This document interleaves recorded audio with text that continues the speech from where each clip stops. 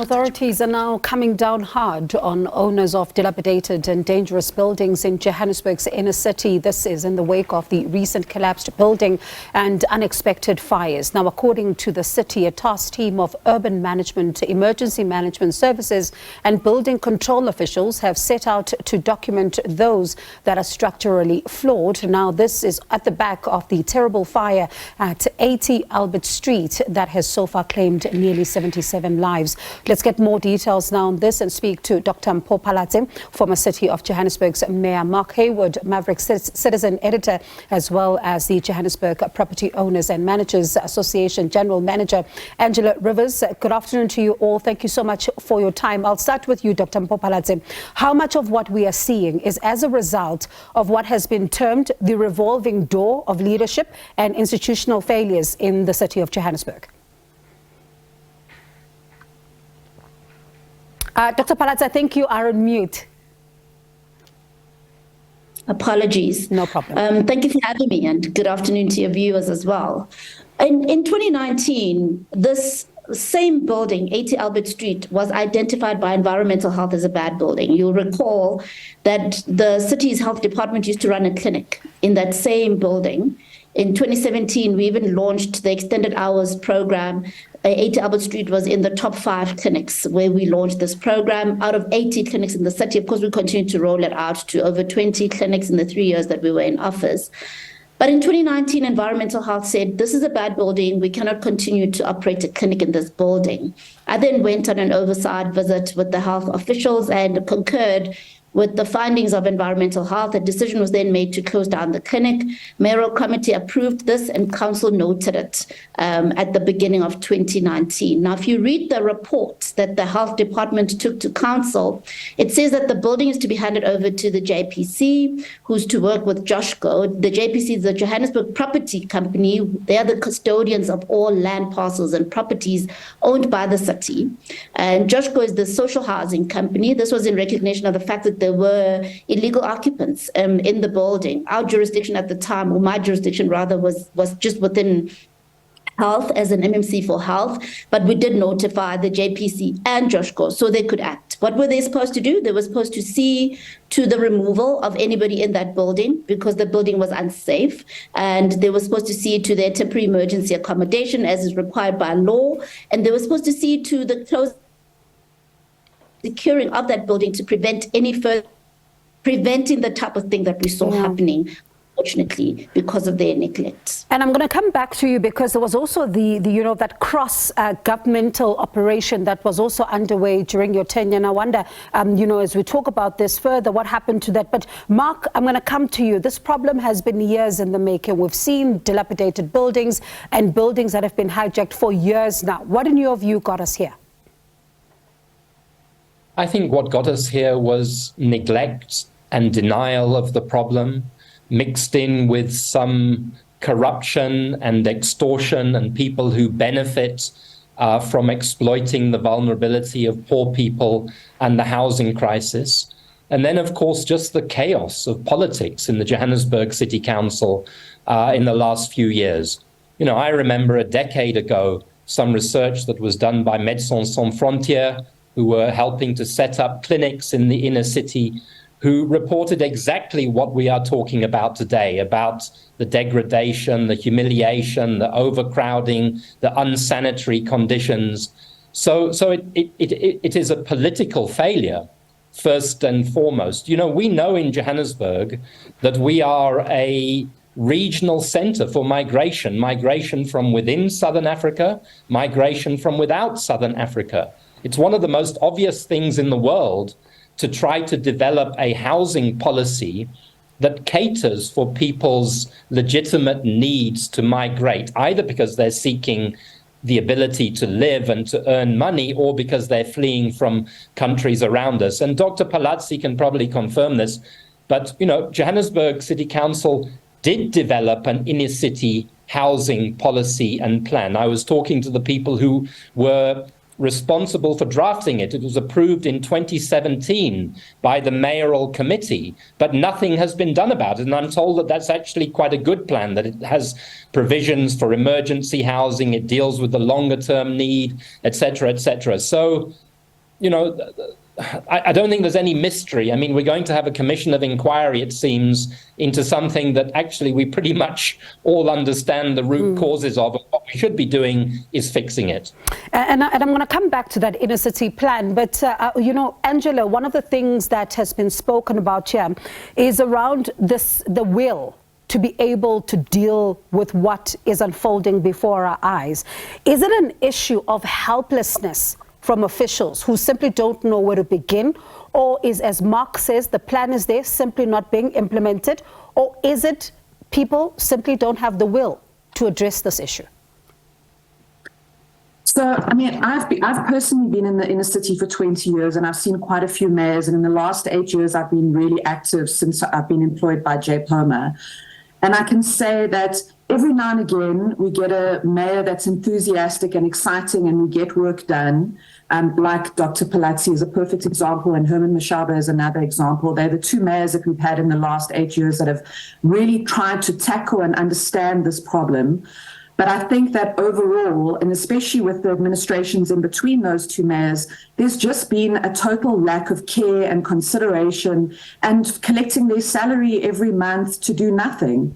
And I mean, a perfect example of this, I nearly fell off my chair yesterday when they've approved salary increases literally a week after we have visually seen how the lack of care and consideration for the city has played out. I'm just shocked. Are they not embarrassed to give themselves increases when they've been so inadequate in the inner city? So one of the things then, Angela, one would then ask is it because we simply are hearing that some of the, those who are hijacking these buildings, the kingpins are known. In your view, why are they not being arrested? Because the corruption in Johannesburg runs deep. It's the corruption in Johannesburg goes from the person at the billing department, through Joburg Water, through City Power, through MMCs, through anybody who can get a payment in their back pocket will take it, because it's building hijacking is big money. And how do you respond to that, Dr. Phalatse? Because I know you were in there, and at some point there was that cross-government operation that you had put in place in order to try and deal with some of what was unfolding. But unfortunately, you then were out, and now it seems, as even Mark says, every time power exchanges hands, plans are simply not moving along. That's absolutely true. I mean, cases are opened all the time. Nothing happens. Things don't move within law enforcement. We sit with case numbers, but absolutely no response.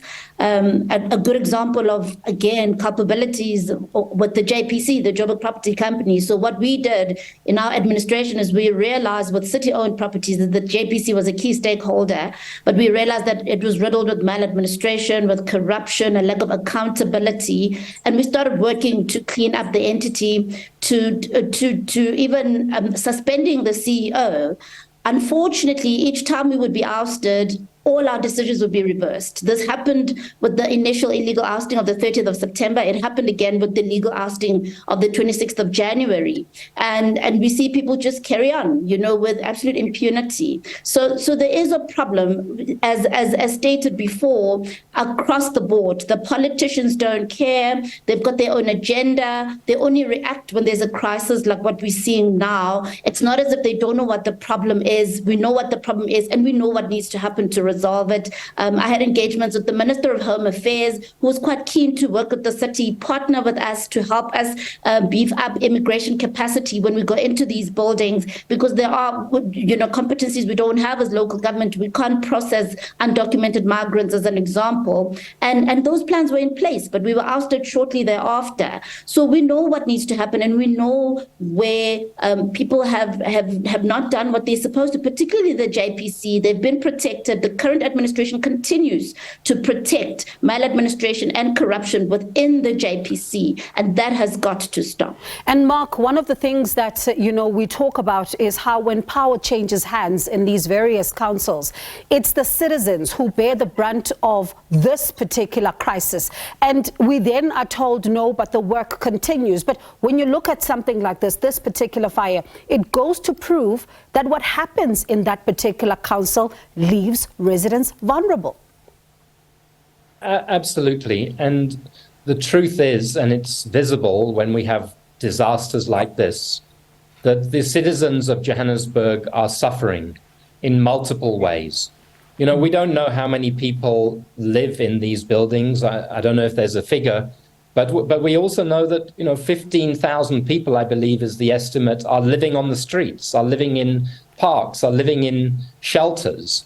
We know that corruption is siphoning off not a few million rand, but hundreds of millions of rands, enough money to fix buildings, to build social housing, to repair streets and infrastructure, but it's being stolen and nothing is being done about it. You know, the SIU, there was a special proclamation 4 years ago in 2019 for the SIU to investigate Johannesburg. That investigation hasn't yet been given to the president.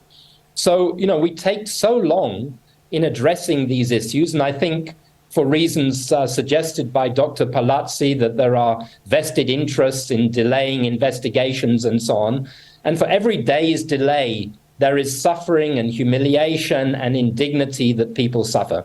And the other thing that I would want to say is that very often what's happening is that it is civil society organizations who are increasingly less funded, who are having to step in to try and give people some sort of compassion and empathy. You know, as we speak now, for the last 5 days a week, there have been about 20 people from different civil society organizations and churches working next door to the Albert Streets building, because nobody is telling people, as was said by Hasina, where the shelters are, how they can get their documentation, which hospitals to go to, where to access counseling for the trauma that they have endured. The state is failing. The state is most of the time nowhere to be seen. And yet this is a country that says in our constitution, people have a right to dignity, to healthcare services, to social security, and so on and so on. It's a crisis, and all of our alarm bells must be ringing very, very loud.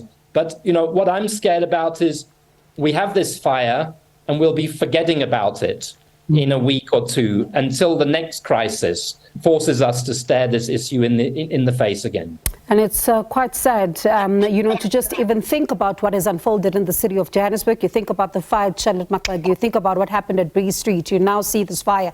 There's just been several things that have been happening and quite a lot of questions that still need answers. But let me thank you all for your time. Do appreciate it. And I certainly hope that this is a conversation that we'll have again, because certainly quite a lot needs to be done to get to the bottom of this particular problem. That's Dr. Mpho Phalatse, former City of Johannesburg Mayor, Mark Heywood, Maverick Citizen Editor, as well as the Johannesburg Property Owners and Managers Association General Manager, Angela Rivers.